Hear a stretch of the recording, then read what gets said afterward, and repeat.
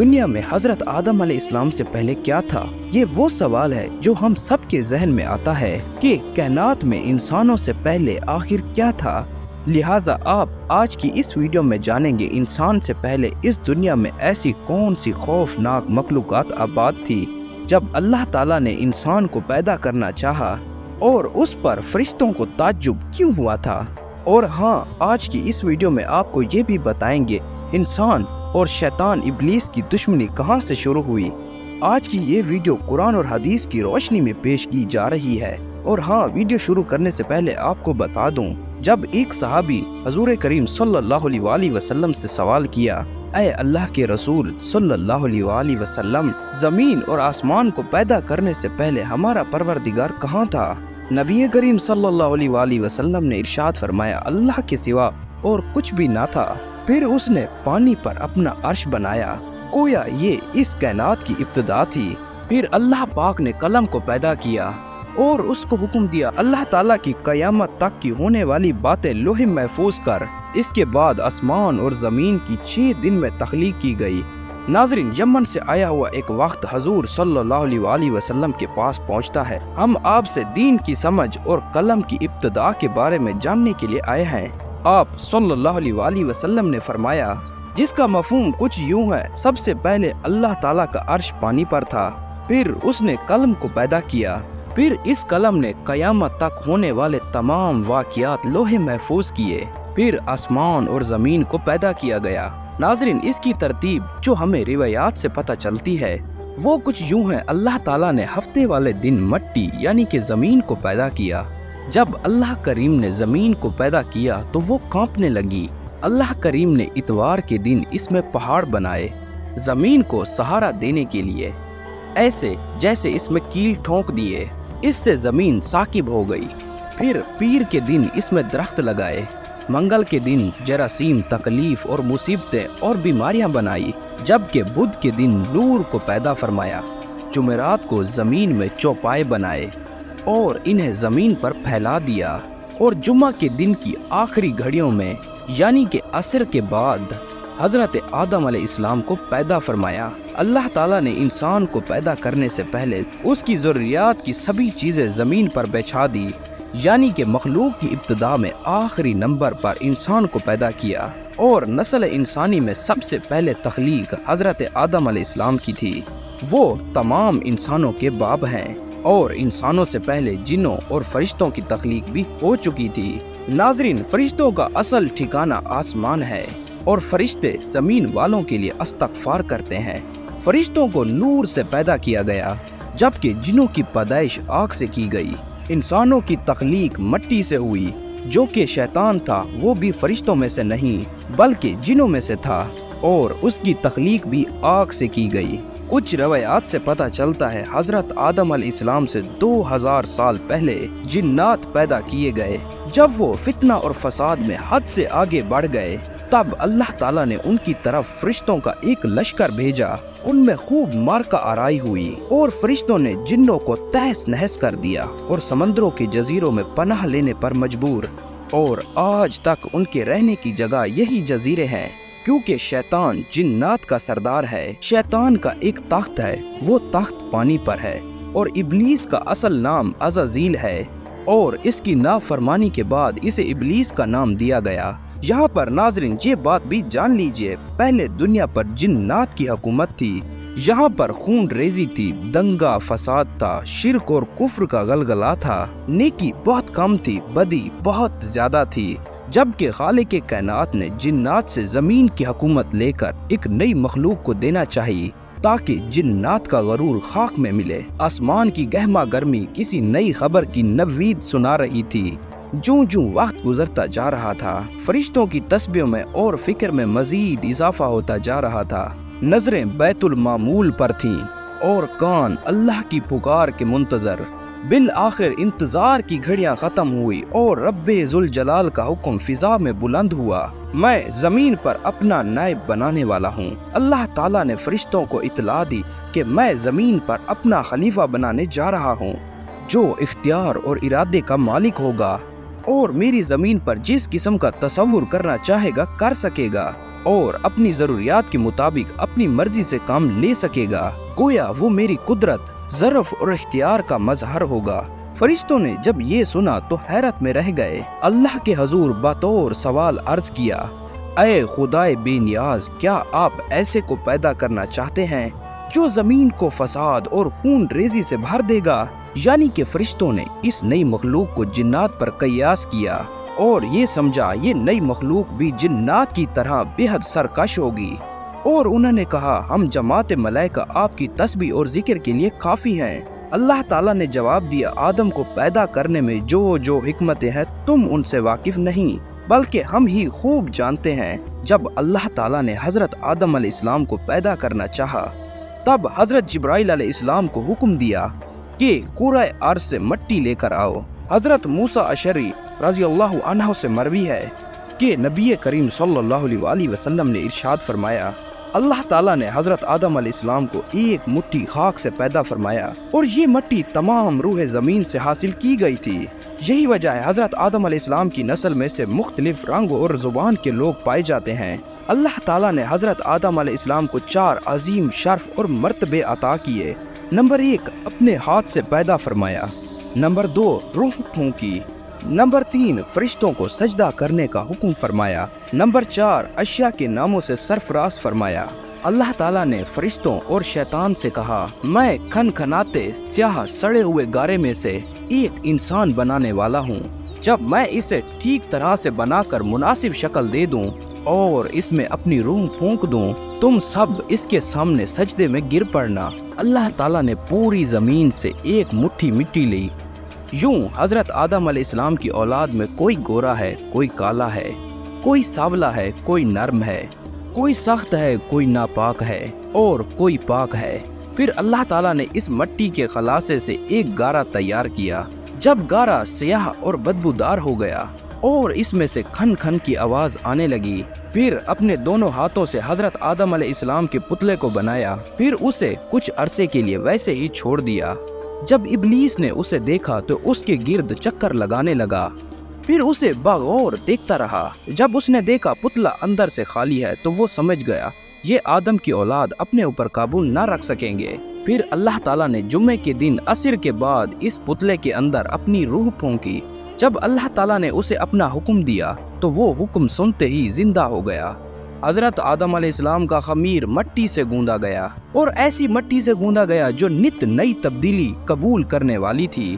جب یہ مٹی پختہ ٹھیکری کی طرح کھنکھنانے اور آواز دینے لگی تب اللہ تعالیٰ نے اس جذبے خاکی میں روح پھونکی۔ ابھی روح ناک کے نتھروں میں سے داخل ہو کر دماغ تک پہنچی ہی تھی، اسی وقت حضرت آدم علیہ السلام کو چھینک آئی۔ اسی وقت اللہ تعالیٰ کی طرف سے حضرت آدم علیہ السلام کو الہام ہوا، اس چھینک پر الحمدللہ کہو۔ آدم علیہ السلام نے چھینک لیتے ہی الحمدللہ کہا۔ پھر اللہ تعالیٰ نے ان سے فرمایا، جاؤ ان فرشتوں کو سلام کرو۔ پھر سنو وہ کیا کہتے ہیں، جو کچھ تم سے کہے وہ تمہارا اور تمہاری ضروریات کا صلاح ہوگا۔ حضرت آدم علیہ السلام ان کے پاس گئے اور کہا، السلام علیکم۔ فرشتوں نے جواب دیا، وعلیکم السلام۔ یوں مٹی کا پتلا گوشت پوشت ہڈی پٹی کا ایک جسم بن گیا اور ارادہ، شعور، حس، عقل اور فاسدان و جذبات اور کیفیت کا حامل نظر آنے لگا۔ پھر اللہ تعالیٰ نے حضرت آدم علیہ السلام کو ہر چیز کے نام سکھا دیے۔ پھر اللہ تعالیٰ نے فرمایا، اے ملائکہ ان چیزوں کے نام بتاؤ۔ فرشتوں کو بھی خبر نہ تھی ان چیزوں کے کیا کیا نام ہیں۔ زمین کی تمام اشیاء ان کے سامنے پیش ہیں اور ان سے ان کے نام دریافت کیے جا رہے ہیں۔ یہ کیوں؟ یہ صرف حضرت آدم علیہ السلام کا اعزاز بڑھانے کے لیے۔ لہٰذا اس عظیم سوال پر سارے فرشتے عاجز ہوئے، انکساری سے عرض کیا، اے پاک پروردگار، تیری ذات خوب واقف ہے کہ ہم ان چیزوں کے نام نہیں جانتے، بس وہی علم ہے جو تو نے ہمیں عطا کر رکھا ہے۔ بے شک سبھی چیزوں کو تو جاننے والا ہے اور بڑا حکمت والا ہے۔ اسی لیے حضرت آدم علیہ السلام کو خلاف معجزات بنا کر فرشتوں کے سامنے پیش کیا گیا اور کہا، آدم کے سامنے سجدے میں جھک جاؤ۔ فرشتے اب تک رب کے لیے سجدے کرتے چلے آ رہے تھے، لیکن آج کا سجدہ جدا گانا رویت کا تھا، گویا تھا تو یہ بھی حکم الہی کے سامنے، اور اس وقت حضرت آدم علیہ السلام اور الہی تجلی گاہ کے طور پر جلوہ گر تھے۔ ان کے سامنے سجدہ در حقیقت روی کو سجدہ تھا، کیونکہ وہ بھی حکم الہی تھا، لیکن یہ سجدہ مواسا حضرت آدم علیہ السلام تھا۔ یہ ایک ایسا سجدہ تھا جو کروڑوں کے سجدے مقبول بنا دیے اور ابلیس کے کروڑوں سجدے مردود قرار دیے گئے۔ لہٰذا حکم خداوندی ملتے ہی تمام فرشتے سجدے میں گر گئے، لیکن ابلیس نے سجدہ کرنے سے انکار کر دیا۔ اور یہ بات قابل ذکر ہے، انسانوں میں بھی نافرمانی اور ظلم کا مادہ ہے، لیکن یاد رہے وہ جنات کے مقابلے میں کم ہے۔ یوں سمجھنا چاہیے انسان ایک ایسی مخلوقات ہے جو فرشتوں اور جنات کے بیچ کی متبادل ہے۔ حضرت آدم علیہ السلام کی تخلیق اور فرشتوں کے کلام کے بارے میں قرآن کریم میں ارشاد ہے کہ اے پیغمبر، اس وقت کا تصور کرو جب آپ کے رب نے کہا میں زمین پر اپنا ایک خلیفہ بنانے جا رہا ہوں۔ وہ کہنے لگے کیا تم ایک ایسے شخص کو خلیفہ بنانا چاہتا ہے جو اس میں فساد مچائے گا اور ایک دوسرے کا خون بہائے گا، جو کہ ہم تیری حمد و ثنا کر رہے ہیں؟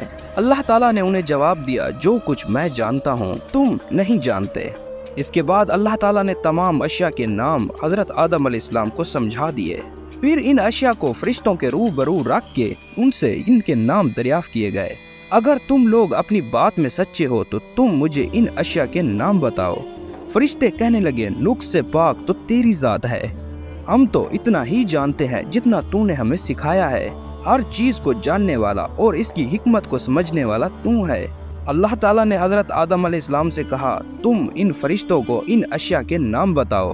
جب حضرت آدم علیہ السلام ان چیزوں کے نام فرشتوں کو بتاتے ہیں تب اللہ تعالیٰ نے فرشتوں سے کہا میں نے تمہیں تب یہ نہ کہا تھا کہ میں ہی زمین اور آسمان کی پوشیدہ باتوں کو جانتا ہوں، اور میں ان باتوں کو بھی جانتا ہوں تم ظاہر کرتے ہو، اور ان باتوں کو ہی جو تم چھپاتے ہو۔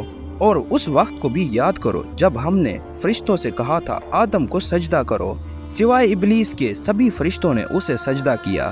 ابلیس نے اس حکم الہی کو تسلیم نہ کیا اور گھمنڈ میں آ گیا اور کافروں میں شامل ہو گیا، اور ہم نے آدم سے کہا تم اور تمہاری بیوی دونوں جنت میں آباد ہو جاؤ اور جہاں سے چاہو اس کے پھل جی بھر کے کھاؤ، البتہ اس درخت کے سامنے نہ بھٹکنا، نہیں تو تم دونوں ظالموں میں شامل ہو جاؤ گے۔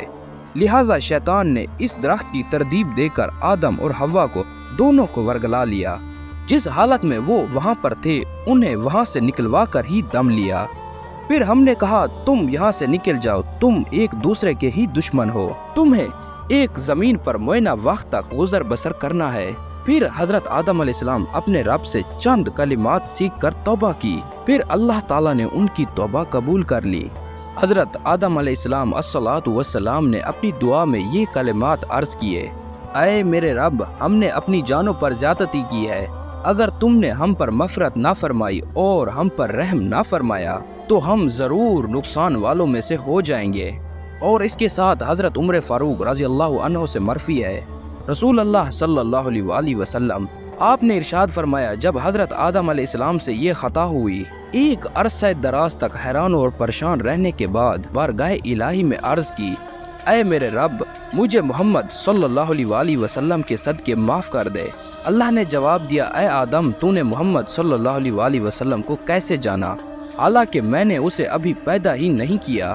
حضرت آدم علیہ السلام الصلاۃ والسلام نے عرض کی اے اللہ پاک، جب تو نے مجھے پیدا کر کے میرے اندر روح ڈالی، جب میں نے اپنے سر کو اٹھایا اور دیکھا عرش کے پایوں پر لا الہ الا اللہ محمد رسول اللہ لکھا ہوا پایا، میں نے جان لیا تو نے اپنے نام کے ساتھ اس کا نام ملایا ہے جو تمہیں تمام مخلوق میں سب سے زیادہ محبوب ہے۔